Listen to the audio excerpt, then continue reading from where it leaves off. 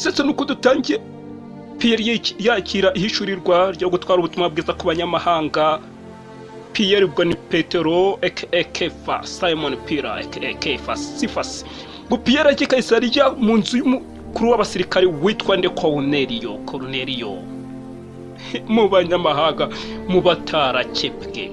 Yewe Petero ntimumuzi n'umwiryo we. None reba hano aratuje aramanutse agiye mu batarakebwe. Naho ibintu by'ivangura by'amoko byariyo.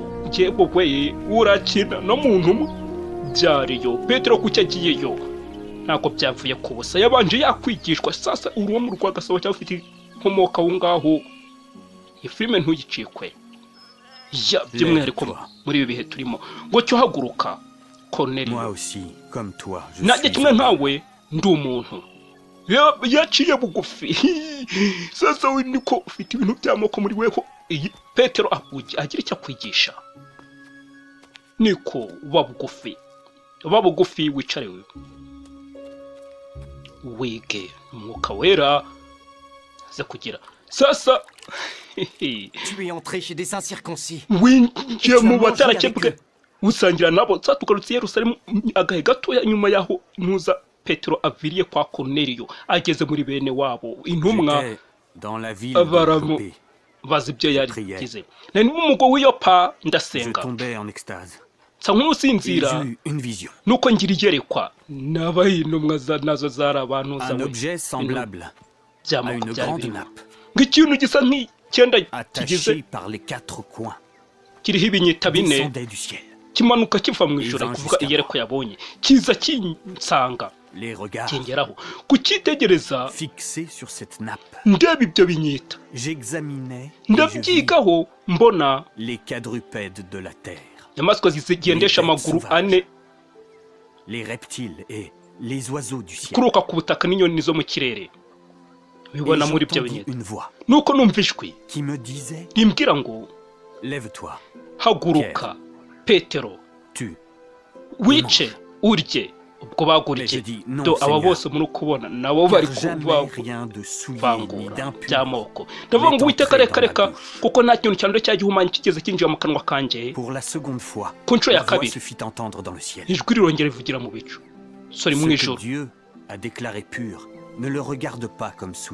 Imana y'isi kera ntukakite nk'igihumanye. Mwabyumvise muri hehe? Byo biraza kugera ku nshuro ya gatatu muri hehe abantu. Noneho kisubira mu ijoro. Nuko muri uwo mwanya abagabo batatu bavuye i Kaisariya baza bari imbere y'urugo y'inzu iyo nariho.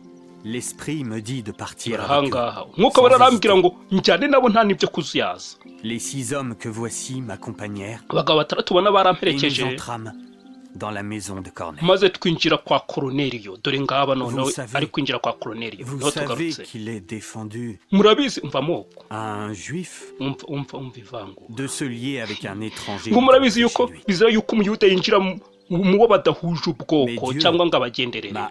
Ngariko Imana yanyigishije mwumvise aucun homme comme souillé et impur. Ngo kutagira uwo mbona nk'uwanduye cyangwa uhumanye. C'est pourquoi je n'ai pas eu d'objection à venir puisque vous m'avez appelé. Niyo mpamvu ntigeze mpakana kuza igihe mwampamagaraga. Mwabyumvise ko. Et donc hanyuma none ndababaza, pour quel motif vous m'avez envoyé chercher? Ni ku mpamvu yihe mwohereza abantu kuza kunshaka? Iminsi nirashize ku isaha nk'iyi nero nsega mu nzu yanjye ku isaha ya 9. Et voici un homme vêtu d'un habit éclatant se présenta devant moi. Nuko umugabo wambaye imyenda yera anyigaragariza imbere aravuga, Cornelio, ta prière a été exaucée. Gusenga kwawe kumviswe. Et Dieu s'est souvenu de tes aumônes. Imana yibutse ubuntu bwawe. Et fait venir Simon surnommé Pierre. Hereza abantu bajya gushaka Simoni witwa Petero acumbitse kwa Simoni w'umuntuza ugira ibyintuza impu iruhande rw'inyanja. Va te parler. Mwabyumvise sasa J'ai envoyé un serviteur vers toi. muri uwo mwanya mpita nohereza abagaragu. Maintenant donc nous sommes tous devant Dieu. Kuri ubu ngubu turahanga twese imbere y'Imana Tout ce que le Seigneur t'a ordonné de nous dire. kugira ngo twumve ibyo Uwiteka agwaye kutubwira. Mwabyumvise sasa turebe.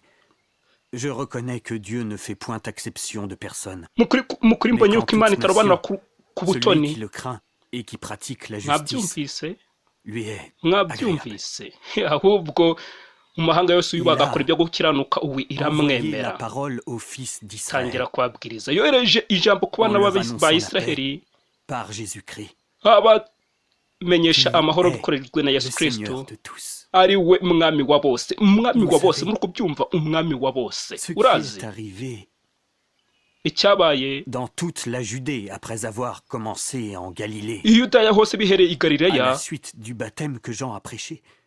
Vous savez bikurikiye umubatizo comment Yohana Dieu a yigishaga. oint du Saint-Esprit Muzi et de uburyo force Imana Jésus yohereje de Nazareth qui allait asutse umwuka wera de lieu en lieu n'imbaraga faisant kuri le Yesu bien Kristo w'i et Nazareti, guérissant agenda tous ahantu ceux akora qui ibyiza étaient sous n'ibyiza, l'empire du diable. agakiza abantu bari mu Car bwami Dieu bwa était Sekibi, avec lui. kuko Imana yari kumwe nawe. Nous Haleluya. sommes témoins Turabahamya de tout ce qu'il a fait bya dans le pays byose des Juifs yakoze mu gihugu et à cy'Abayuda Jérusalem. n'i Yerusalemu. Ils l'ont tué Baramwishe en le pendant au bois. bamumanika ku giti. Dieu l'a ressuscité le 3e jour Imana yamuzura ku et munsi il wa a permis gatatu qu'il apparût, maze irabyemera yuko agaragara non à tout le peuple, atari ku bantu bose mais ariko aux témoins choisis d'avance par Dieu. ahubwo ku bahamye batoranijwe mbere n'Imana. Kuri twebwe Avons mangé et twasangiye bu avec lui tukanywana après qu'il nawe fut ressuscité des morts. nyuma y'uko azutse.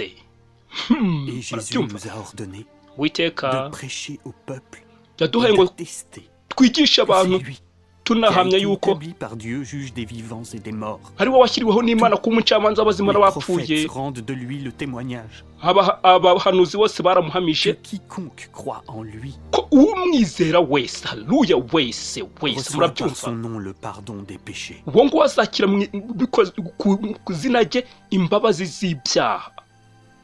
Mwabyumvise, kubera izina rye azakira imbabazi z'ibyaha. Peut-on refuser Twabasha l'eau dute du baptême à ceux guhakana umubatizo qui ont w'amazi reçu le Saint-Esprit aussi bien que nous? kuri abo bakiriye umwuka wera neza neza kimwe nkatwe? Ugasanga abantu ni abanyetorero ariko ko badahuje amaboko ngo barahura bagaseka inyuma ariko mu mitima bararebana nk'inka zica. Ibyo ni ibiki? Musange umubiri cyangwa?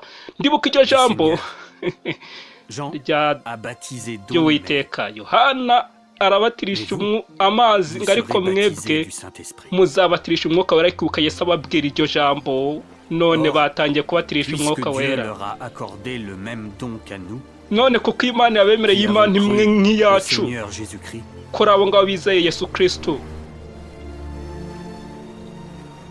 pouvais-je, moi, njyewe koko pouvais-je m'opposer à Dieu? ubu koko njyewe nahakanye Imana?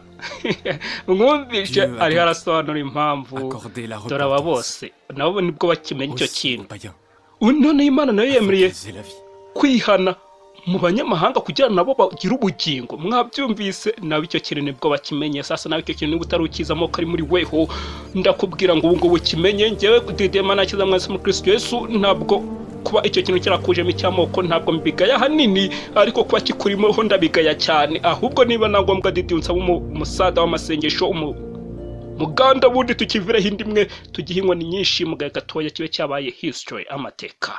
Yari Demana kiza mwese muri Kristo, the word na gospel feed. Ndababwira tuzasubira nabo ta Kristo akomeze kubahaza ibyiza y'amahoro yatanga utekwa bisi batanga yakomeza basaga mugenzi kugira ngo crash itanu tuzabona ibihembo bishimishije. Bye.